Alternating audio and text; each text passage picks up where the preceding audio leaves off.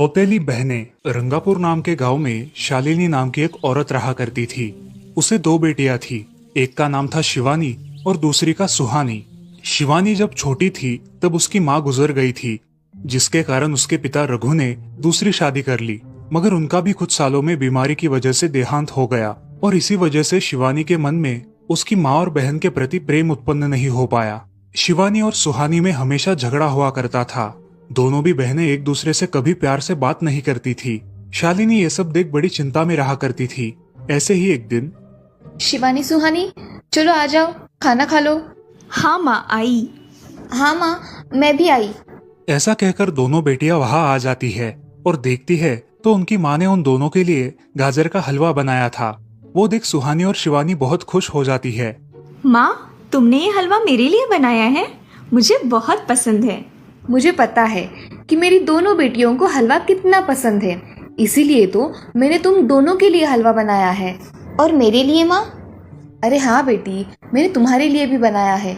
चलो अब जल्दी से खा लो, तुम दोनों को कॉलेज भी तो जाना है ना। जी माँ, मैं ये कटोरी ले लूँ? मुझे जल्दी पहुँचना है कॉलेज में। हाँ ले लो। और सुहानी, तुम ये वाली कटोरी ले लो। जी माँ। दोनों भी हलवा खाती है और एक दूसरे की ओर बहुत गुस्से से देखकर वहां से चली जाती है। वो दोनों भी कॉलेज में एक साथ पढ़ा करती थी। फर्क सिर्फ इतना था कि शिवानी 3rd ईयर में थी और सुहानी 1st ईयर में। उन दोनों में 2 साल का अंतर था। फिर भी दोनों में हमेशा नोकझोंक हुआ करती थी, जैसे कि वो दोनों एक दूसरे की दुश्मन हो। ऐसे ही एक दिन, दीदी, मेरे कॉलेज की ट्रिप जाने वाली है। तुम्हारी भी ट्रिप जाने वाली है क्या? हाँ, मेरी भी जाने वाली है, मगर मेरा जाने का मन नहीं है। क्यों दीदी? क्योंकि वहाँ पे तुम हो। मुझे भी कोई शौक नहीं है तुम्हारे साथ आने का। मैंने ऐसे ही पूछ लिया। मैं जा रही हूँ। शिवानी और सुहानी एक दूसरे की ओर मुंह फेरकर वहां से चली जाती है। अगले दिन दोनों भी कॉलेज में जाती है। तब उनके टीचर उनसे पूछते हैं, शिवानी, तुम कॉलेज की ट्रिप में आने वाली हो? जी सर, मैं आने वाली हूँ। ठीक है, मैं तुम्हारा नाम लिखवा देता हूँ। जी सर। ऐसा बोलकर टीचर ट्रिप के लिए जाने वाले विद्यार्थियों की लिस्ट बना लेते हैं। घर आकर शिवानी और सुहानी ये बातें अपनी माँ को बताती है। सुहानी, शिवानी, तुम दोनों ट्रिप के लिए जा रही हो, मगर वहां जाके झगड़ा मत करना, नहीं तो ट्रिप पे जाने की कोई जरूरत नहीं है। नहीं माँ, हम झगड़ा नहीं करेंगे। हाँ माँ, हम झगड़ा नहीं करेंगे। तो फिर ठीक है, तुम दोनों जाओ। ये लो ट्रिप के लिए पैसे, और बाकी के ये तुम्हारे पास ही रखना। माँ, हम कल जाएंगे और 2 दिन के बाद वापस आएंगे। ठीक है, चलो अब सो जाते हैं, कल तुम दोनों को निकलना है। अब वो सब खाना खाकर सो जाती है। अगले ही दिन सुबह उठकर वो दोनों भी अपने अपने बस में बैठकर ट्रिप के लिए निकल जाती है और इधर शालिनी अपने काम में व्यस्त हो जाती है। ऐसे ही कुछ देर बाद शालिनी को शिवानी का फोन आता है। माँ, हम दोनों यहाँ ट्रिप की जगह पहुँच गए हैं। अच्छा बेटी, तुम दोनों ठीक हो ना? हाँ माँ, मैं रखती हूँ, हमें यहाँ अलग अलग स्पॉट देखने जाना है। ठीक है, और जब वक्त मिले तो फोन कर देना। हाँ माँ, अपना और सुहानी का ख्याल रखना। हाँ माँ। फोन रखने के बाद शिवानी और उसके क्लास के सारे दोस्त वहाँ की एक जगह देखने जाते हैं। सुहानी भी उसके क्लास के साथ एक दूसरी जगह देखने निकल जाती है। सारे बच्चे एक साथ घूमकर वापस आते हैं। शिवानी सुहानी को ढूंढती है, मगर सुहानी उसे कहीं दिखाई नहीं देती। इसीलिए शिवानी को बड़ी चिंता होने लगती है। अरे, ये सुहानी कहाँ रह गई? इसका तो कुछ भी पता नहीं, कहाँ ढूंढूं इसे? तभी शिवानी को सुहानी दिखाई देती है और उसके जान में जान आ जाती है।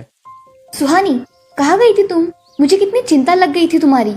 अरे, मैं यहाँ ही थी मेरी सहेलियों के साथ, मुझे कुछ नहीं हुआ। ऐसा बोलकर सुहानी वहाँ से चली जाती है। दूसरे दिन सब लड़के लड़कियाँ जल्दी उठकर अपनी तैयारी कर लेते हैं और पहाड़ पर जाने के लिए निकलते हैं। वो सब आज थोड़ा घूमकर शाम तक निकलने वाले थे। सब विद्यार्थी एक हिल स्टेशन देखने चले जाते हैं। शाम होने तक उस पहाड़ी का मजा उठाते हैं, लेकिन सुहानी बिना किसी को बताए उस पहाड़ी के एक अनजान हिस्से में चली जाती है। वहाँ का मनमोहक दृश्य देखते देखते गलती से उसका पैर फिसल जाता है और वो वहाँ से नीचे गिर जाती है। शाम हो जाने के कारण सभी विद्यार्थी वहाँ से निकलने लगते हैं और यहाँ सुहानी एक पेड़ के सहारे उस पहाड़ी की चोटी पर लटकी रहती है।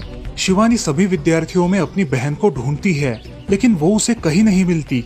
सुहानी को ढूंढते ढूंढते शिवानी वापस उसी पहाड़ी के पास आती है और उसे आवाज लगाती है। सुहानी, सुहानी कहाँ हो तुम?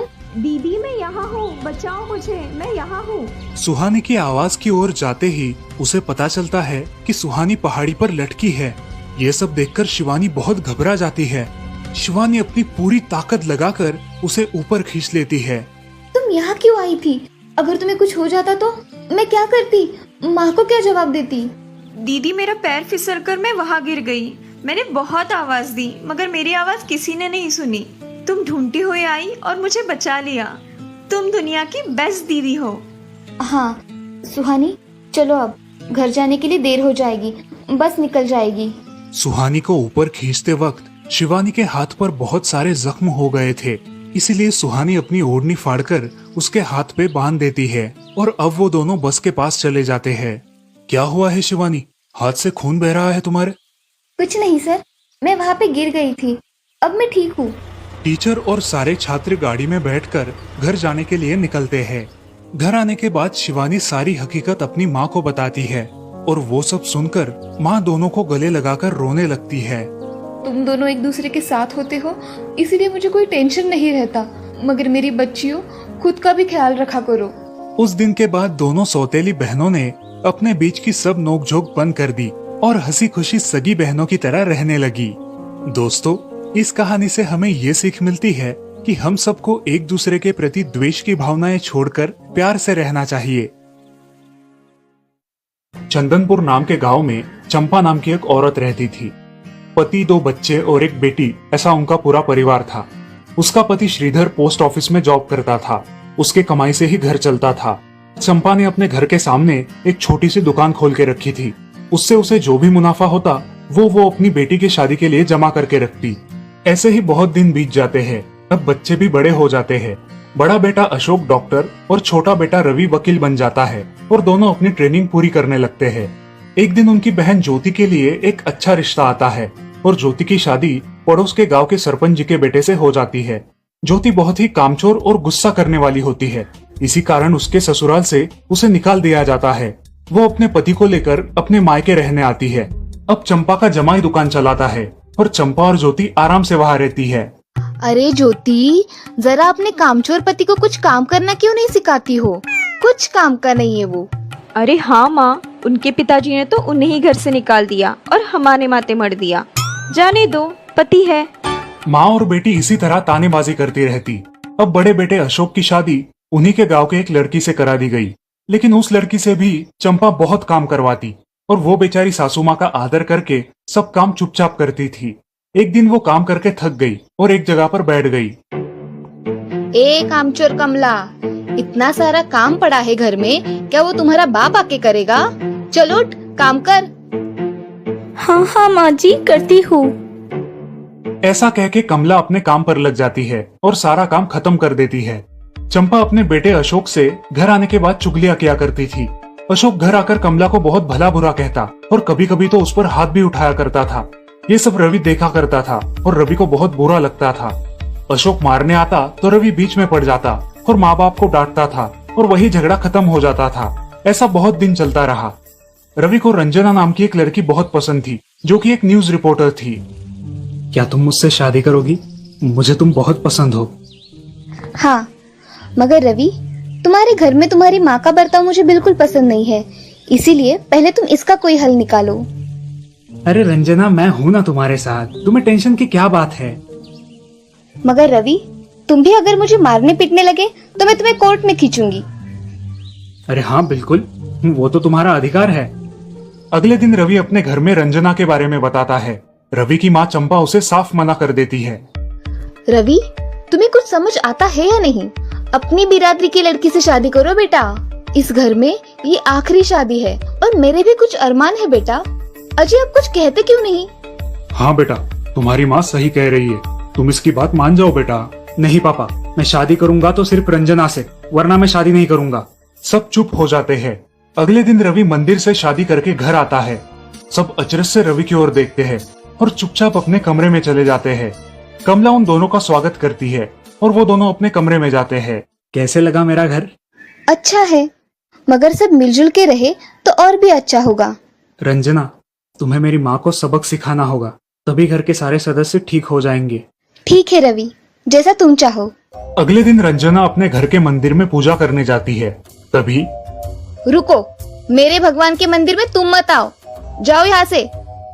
ये कहकर सास रंजना को वहाँ से भगा देती है और घर के किसी भी काम को करने से मना कर देती है।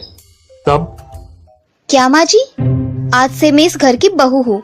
इस घर पे मेरा भी उतना ही अधिकार है जितना कि आपका। क्या बोल क्या रही हो? निकल जाओ मेरे घर से। खबरदार अगर हाथ भी लगाया तो। पता है ना, मैं न्यूज रिपोर्टर हूँ। रातों रात खबर छाप दूंगी और कोर्ट के चक्कर लगेंगे वो अलग, समझिए आप। सास चुपचाप देखने लगी और उसकी बेटी और ससुर भी देखते ही रह गए। रंजना ने कमला से कहा, दीदी मुझे आपसे काम है, आप मेरे कमरे में आइए। और हाँ, आज से खाना ज्योति दीदी आप बनाएंगी। अरे माँ, तुम कुछ बोल क्यों नहीं रही हो? ये मुझे काम करने को बोल रही है। अजी सुनते हो? चलो मेरी मदद करो। हाँ आता हूँ। ज्योति किचन का काम करने चली गई और सास बाहर का काम करने लगी।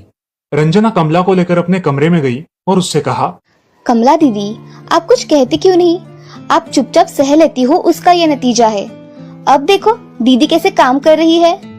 आप कुछ काम करती थी क्या शादी के पहले? नहीं रंजना, मगर अब घर से ही अपना खुद का कुछ व्यवसाय शुरू करने का सोच रही हूँ। बहुत अच्छे दीदी, अब आप किसी से मत डरिए, हम हैं आपके साथ। सच में किसी के साथ होने का कितना महत्व होता है।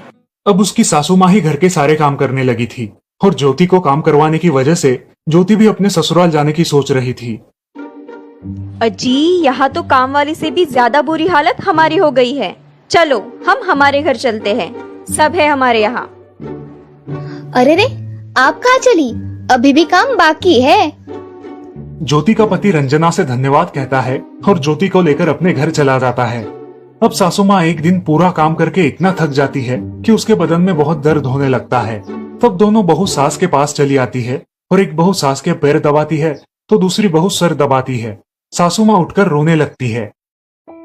मुझे माफ कर दो मेरी बेटियों, अब से कभी ये गलती नहीं होगी। सास को उसके किए पर पछतावा होता है और ये देखकर घर के सभी सदस्य बहुत खुश हो जाते हैं। रवि और रंजना भी बहुत खुश होते हैं। वाह बहू, जो आज तक नहीं हुआ वो तुमने करके दिखाया। बहू हो तो ऐसी। रंजना अपने बर्ताव के बदले माफी मांगती है और अब सब लोग खुशी खुशी रहने लगते हैं। तो दोस्तों, इस कहानी से हमें ये सीख मिलती है कि हम सब मिलके परिवार बनता है और हम सब परिवार का महत्वपूर्ण अंग होते हैं। परिवार के काम मिल बांट कर करना ये हमारी वैयक्तिक जिम्मेदारी है।